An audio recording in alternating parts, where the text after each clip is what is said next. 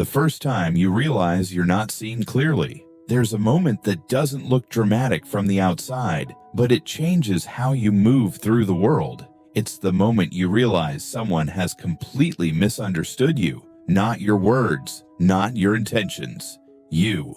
And what makes it unsettling is that nothing is technically wrong. You spoke calmly, you explained yourself clearly, you showed up the way you always do, and still, what they heard was something else entirely. At first you assume it's temporary, a simple miscommunication, a missing detail, something that can be fixed with clarity. So you explain again, more carefully this time, more patiently, more thoughtfully.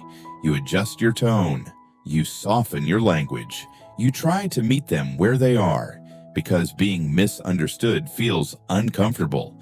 It creates tension where there wasn't any before, and deep down, most of us want to be understood, not for approval, but for connection. We want to feel seen accurately. But here's the quiet part no one warns you about. Sometimes being misunderstood has nothing to do with how well you explained yourself.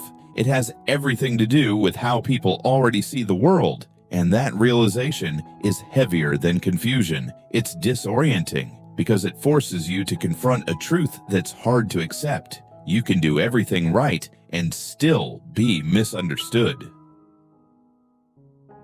Why explaining yourself stops working.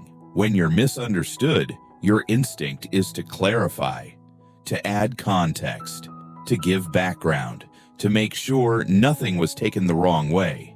And at first, that makes sense. But over time, you start to notice something. The more you explain, the more exhausted you become. Not because explaining is hard, but because it isn't changing anything. You begin to sense that some people aren't confused. They're interpreting you through their own filters, their insecurities, their expectations, their unresolved experiences. You're not being heard as you are. You're being translated into something familiar to them, and no amount of explanation can override that. This is where misunderstanding becomes emotionally expensive. You start replaying conversations, editing your words in hindsight, wondering how you could have said it differently. And slowly, you begin to shrink. You choose safer phrases. You withhold parts of yourself. You speak less freely. Not because you're dishonest, but because you're tired. Tired of being interpreted instead of understood. At some point, a quiet question emerges. Am I explaining to be understood, or am I explaining to be accepted? And that question changes everything. The cost of trying to be understood by everyone. There's a hidden cost to constantly trying to correct misunderstanding. It teaches you to monitor yourself, to anticipate reactions, to preempt assumptions, to soften truths before they're spoken. You begin living slightly ahead of yourself, always adjusting, always translating, always managing perception.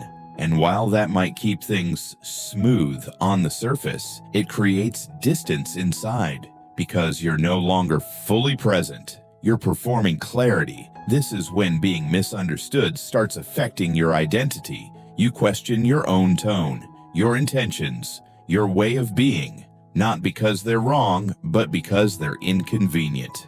And that's dangerous, because the more you explain yourself to people committed to misunderstanding you, the less energy you have for the relationships that actually see you. Maturity brings a difficult realization. Not everyone wants to understand you. Some people want you to remain predictable, comfortable, easy to categorize. And when you grow beyond that version, misunderstanding becomes inevitable, not as a failure, but as a signal, a sign that you've changed in ways that don't fit old narratives.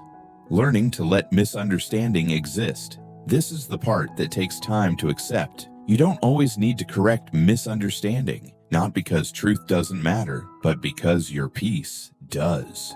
There's a difference between being misunderstood and being misrepresented.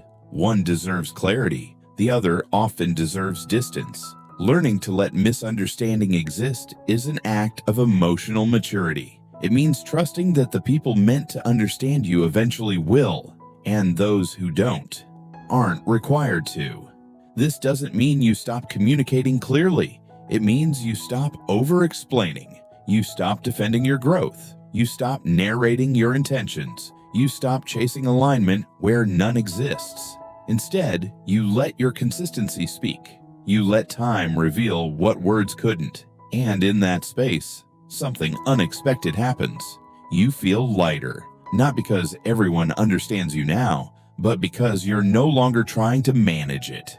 You realize that misunderstanding doesn't define you. Your response to it does. What it feels like when you stop needing to be understood. When you stop needing to be understood by everyone, something settles inside you. Your words become fewer but more intentional. Your boundaries become quieter but firmer. You stop correcting people who are committed to their version of you. You stop explaining why you've changed. You let change stand on its own. And here's the paradox. The less you chase understanding, the more clearly you're seen by the right people. Because clarity doesn't come from repetition, it comes from alignment, from being the same person in private and in public, from letting misunderstanding filter out what was never meant to stay. The quiet truth about being misunderstood is that it's not always something to fix. Sometimes it's something to outgrow. And when you do, you don't become colder, you become steadier, less reactive, less defensive, more at ease with being known by fewer, but understood more deeply. If you stayed until the end, thank you. Being misunderstood is one of those experiences almost everyone carries, but rarely talks about honestly. This channel exists to give language to those quieter experiences. If this reflection resonated with you, you're welcome to stay for the next one. And whether you do or not, I hope you continue living in a way that feels true, even when it isn't always understood. I wish you and your family clarity, steadiness, and the peace that comes from no longer needing to explain who you are.